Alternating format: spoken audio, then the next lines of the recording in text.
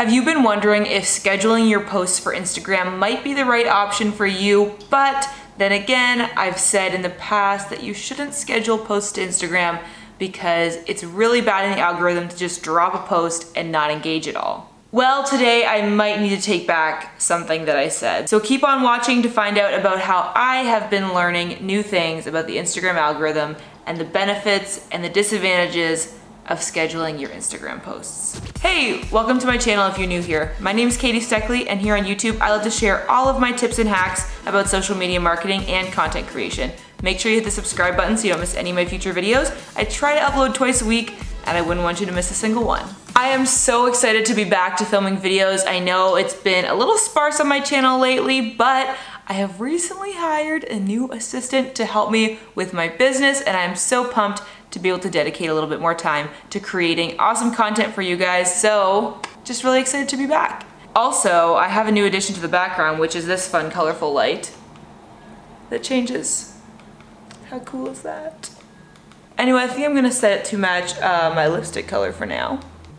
Updates aside, let's get into the real reason I'm making this video, and that is to talk about what I have learned about scheduling posts for Instagram. If you've been around my channel for a while, then you'll remember that I have advised you in the past not to use automatic scheduling apps because I think it's really important to spend time on the app engaging for about 30 minutes before you post and 30 minutes afterwards to make sure that you are reaching the most amount of people that you can. The truth is, the Instagram algorithm definitely prioritizes accounts that are doing more engaging. Not only does it help organically, meaning like without the algorithm's help at all, just because you're literally reaching out to people, people are seeing your username, you're building relationships, so that aspect is important. But the Instagram algorithm also sees that you're an active account. They like that you're spending lots of time on the app and that you're encouraging others to spend lots of time on the app, and therefore they want to show your content to more people. So we know that it's important to engage. That's probably something that we can all agree on, but when does it need to happen is the big question. I definitely think that it's still really important when you are first starting out and trying to gain traction that you spend time before and after posting engaging, because I think that that is going to be your best shot at getting your posts the engagement that you're looking for. However, I have to admit something. I have been scheduling my own Instagram posts. I know, shock and awe. You are probably all appalled that I would go back on what I said like this. But I think it's actually really important that I experiment with different strategies so that I can report back to you guys what's working, what you really need to stick to, and what's a little bit more flexible. And by testing out scheduling my own feed posts, I've learned a lot about what is actually significant engagement, when it needs to happen, and if it's actually okay to auto-publish your posts. So first, let me tell you how I've been using my scheduling app, and then afterwards I'll tell you what the impact has been on my analytics. I started using later.com to schedule my own Instagram posts because I've been using it for clients for a while. I think that it definitely makes sense if you're a social media manager out there to schedule your client posts, because to be honest, I am managing way too many Instagram accounts for me to manually go on and post everything. And so it seemed to be working pretty well for my clients, so I was like, why don't I try it on my own account? These are the few reasons why I thought that I would like to do this. For one, when I was doing it completely manually, I honestly forgot to do it a lot of the time. I would have captions prepared and photos ready and like a plan of what my content would be, but then the week got busy and I would just legit forget to sit down and post something to Instagram. When I finally would remember, I wouldn't necessarily have time to engage before and after.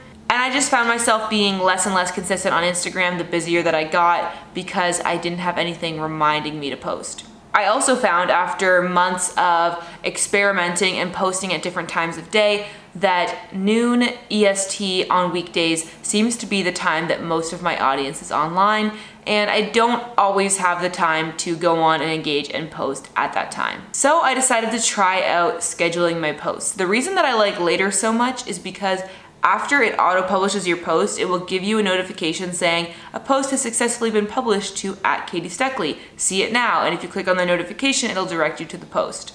This is a really great feature because despite the fact that I have not been engaging for, half an hour to an hour before I post to Instagram, I always follow up and do engagement after it's been posted because I like to reply to comments as soon as they come in. I find that I'm able to fit this into my schedule better because I see a comment and I can easily just respond to it quickly, you know, in the midst of editing or doing whatever work I'm doing at the time. All of that being said, in addition to scheduling and engaging after I've posted, I've also tried to put in intentional time engaging throughout the week, not necessarily connected to when I post.